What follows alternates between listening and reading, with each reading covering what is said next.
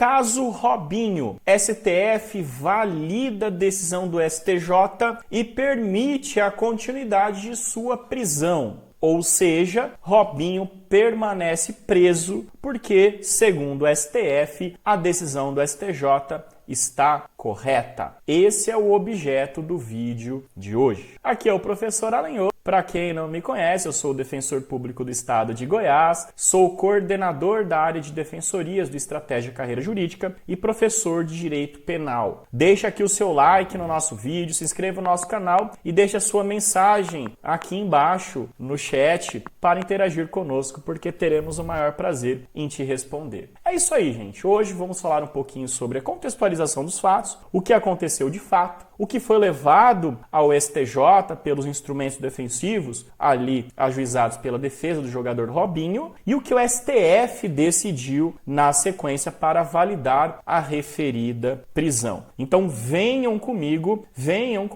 vamos estudar então essa importante decisão do Supremo Tribunal Federal, porque com certeza isso será cobrado no concurso de vocês. Ainda que não citem o caso concretamente, certamente situações hipotéticas similares serão cobrados, porque exige aí um conhecimento em especial no que tange à homologação de sentenças estrangeiras. Perfeito? Um caso de grande repercussão e sabemos que as bancas adoram colocar isso nas provas de vocês. Então, contextualizando aqui o fato, o que foi levado ao STF, você deve saber que o Robinho foi condenado na Itália pela prática de um crime de estupro. Crime esse que aconteceu no ano de 2013 e a sua pena foi de 9 anos de reclusão. Portanto, lá condenado, Robinho vem para o Brasil para tentar de alguma forma não sofrer a referida sanção penal. Acontece que a sentença foi mandada para cá para ser executada no país e passou pelo procedimento de homologação pelo Superior Tribunal de Justiça. Ali, conforme prevê a Constituição Federal, conforme prevê o próprio Código Penal e a Lei 3.445 de 2017, que falaremos dela também um pouco na sequência.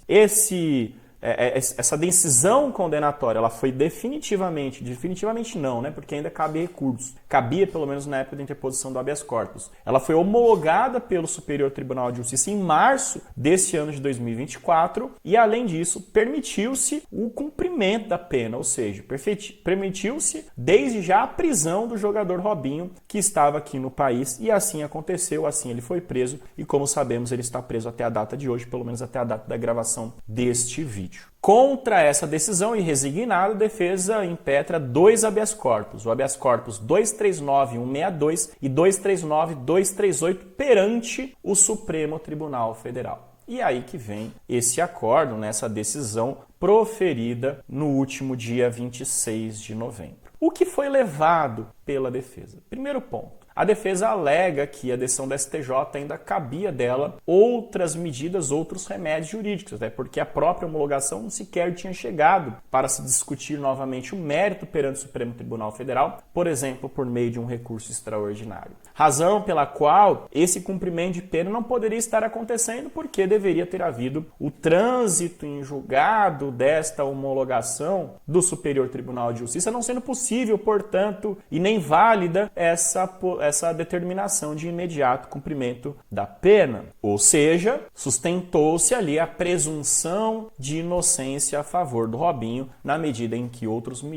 medidas ainda poderiam ser ajuizadas em face dessa decisão homologatória. Além disso, alegou-se que a Constituição Federal proíbe a extradição de cidadãos. E, por uma espécie de analogia, também seria impossível o cumprimento de pena aqui no Brasil de um acórdão lá vindo de outro país. Mais ainda, a defesa alega que a Lei 13.445 de 2017, que regulamenta o processo de transferência de execução de pena privativa de liberdade de outros países, não deveria retroagir a fatos anteriores, na medida em que o suposto estupro, ou estupro, até porque houve condenação, aconteceu no ano de 2013, portanto, antes da vigência desta norma reguladora. Ou seja, seria, à luz da defesa, uma norma com natureza penal e que não poderia retroagir para prejudicar o jogador Robinho. Nenhum desses fundamentos foi acatado pelo Supremo Tribunal Federal, que manteve, como eu já anunciei no início do vídeo, e julgou válida a decisão de se iniciar o cumprimento da pena desde já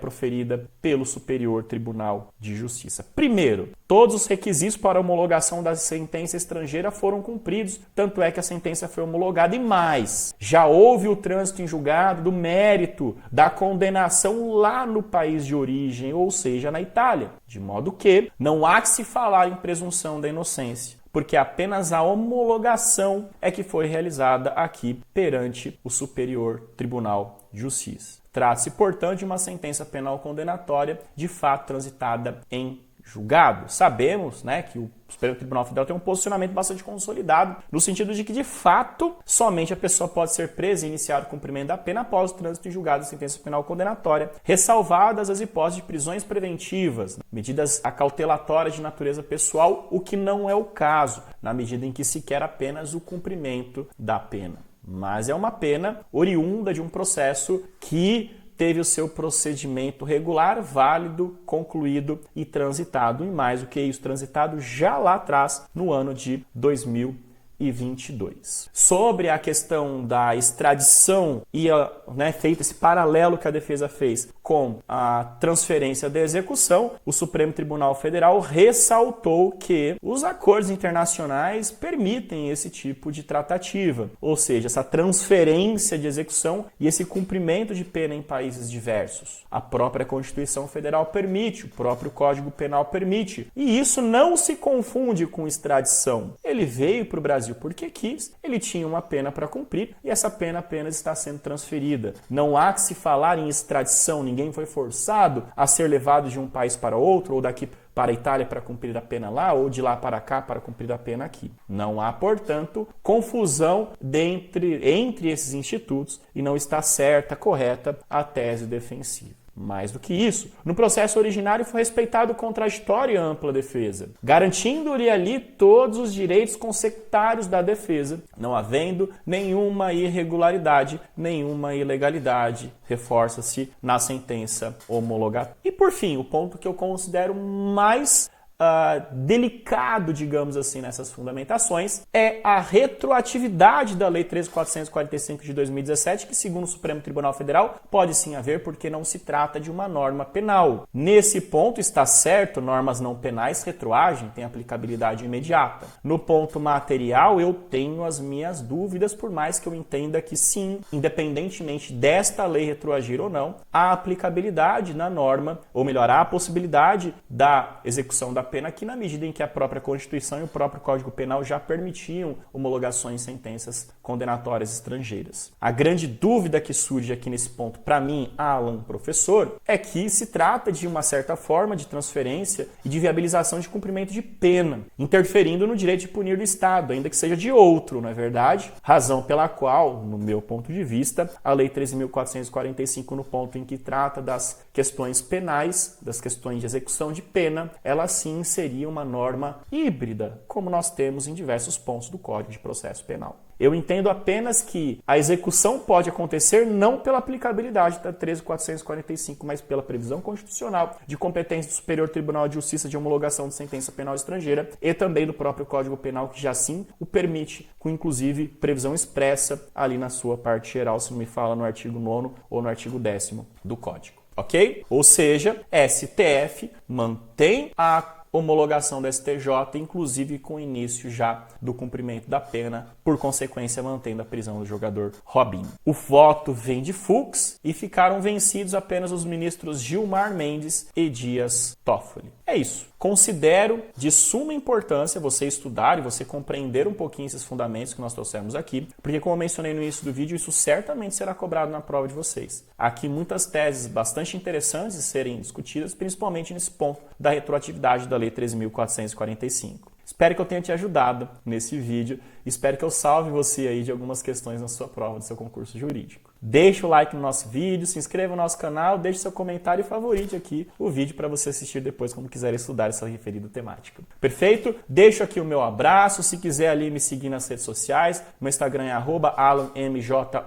assim como se escreve meu nome, e também não deixe, obviamente, de seguir o Instagram de Estratégia e Carreira Jurídica, @Estratégia e Carreira Jurídica. Perfeito? Beijos, abraços, obrigado, gente, e até o próximo vídeo.